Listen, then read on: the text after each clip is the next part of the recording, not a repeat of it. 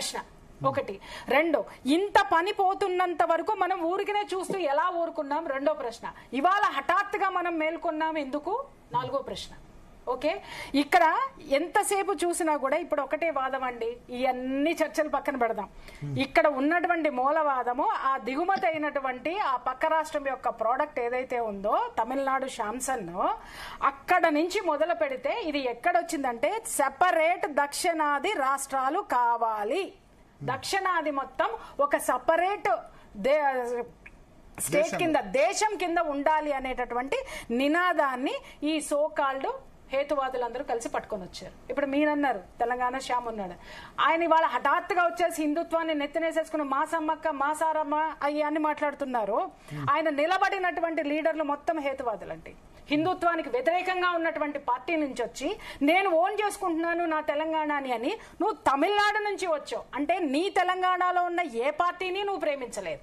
అలాగే ఇక్కడ తెలంగాణలో నీ కమ్యూనిటీకి సంబంధించినటువంటి వాళ్ళు పెద్దలు ఉన్నారు, యూనియన్స్ ఉన్నాయి, పార్టీస్ ఉన్నాయి, దాంట్లోనూ నువ్వు లేవు.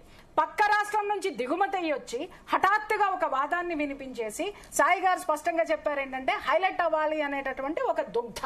ఈ దీంతో ఎవరు ఏది ఇచ్చినా స్క్రిప్ట్ పట్టుకుని చదివేస్తాం, అంతేగాని ఒక పాలసీ లేదు, ఒక ఇది లేదు. ఫస్ట్ వచ్చింది ఏంటండి, మా దళిత బిడ్డను కొడతారా మార్వాడి గోబ్యాక్ అన్నారు. ఇప్పుడు మనమందరం ప్రశ్నించింది ఏంటంటే అది ఇద్దరు వ్యక్తిగతమైనటువంటి విషయం. ఇక్కడ కూడా నేను ఒక క్లారిటీ అడుగుతున్నాను వీళ్ళని.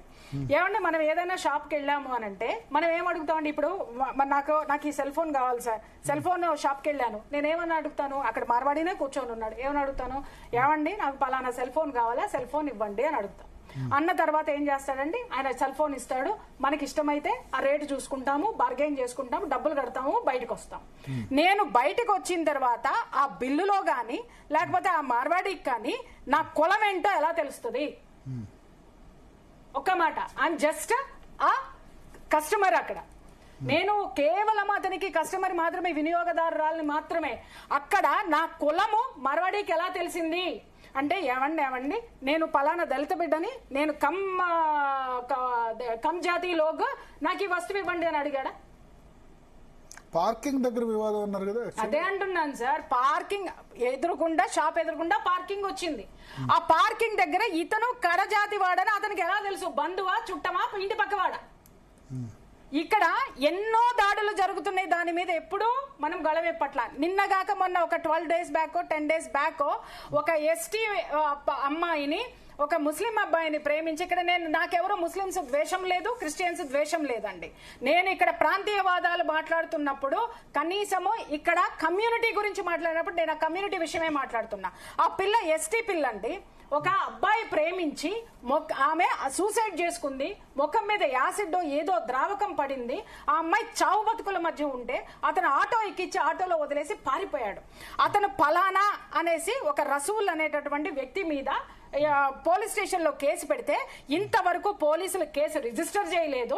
ఆ ఎస్టీ పిల్లకి, మన ఎస్టీ పిల్లకి ఏ విధమైనటువంటి అండగా ఈ తెలంగాణ ప్రాంతవాసులు ఉన్నారు, తెలంగాణలో మనం ఆ అమ్మాయికి ఎంతవరకు మనం ఇచ్చాం అంటే ఇక్కడ కేవలం మార్వాడీలు కొడితేనే మీరు మద్దతు ఇస్తారా? మిగిలిన ఎవరు ఇచ్చినా మన దళిత బిడ్డలు కాదా? వాదాన్ని తీసుకొచ్చినప్పుడు ప్రతివాదం అనేటటువంటిది కూడా ఉంటది. సరే, మనమందరం మాట్లాడాం, అందరం గొంతుకులు విప్పాం.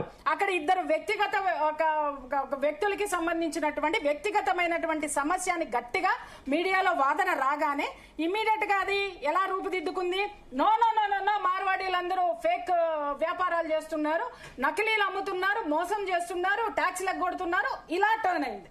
ఇలా టర్న్ అయిన తర్వాత మళ్ళీ కూర్చొని ఏమంటే ఎవరు నకిలీలు ఉన్నారో చెప్పండి, ప్రభుత్వం ఇది తీసుకుంటుంది అనగానే లేదు స్థానికంగా ఉన్న వాళ్ళకి ఉద్యోగాలు ఇవ్వాలి, డిమాండ్లు వచ్చినాయి. అంటే ఒక స్థితి ఎలా రూపుదాల్చుకుంటూ ఇది గొంగళ పురుగు సీతాకోక చిలుకగా మారినట్టు సీతాకోక చిలుక వచ్చి గొంగళ పురుగు అవుతుంది రాను రాను.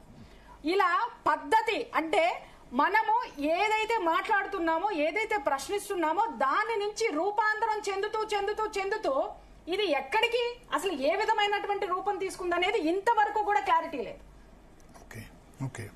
సో ఒక ఏం లేకుండా, లక్ష్యం లేకుండా లక్ష్యం లేదు సార్. ఒకటి దక్షిణాది ఒక రాజ్యం కావాలి అంతే, ఒక దేశం కావాలి. ఇక్కడ మొదలైనది మీరు గమనించండి.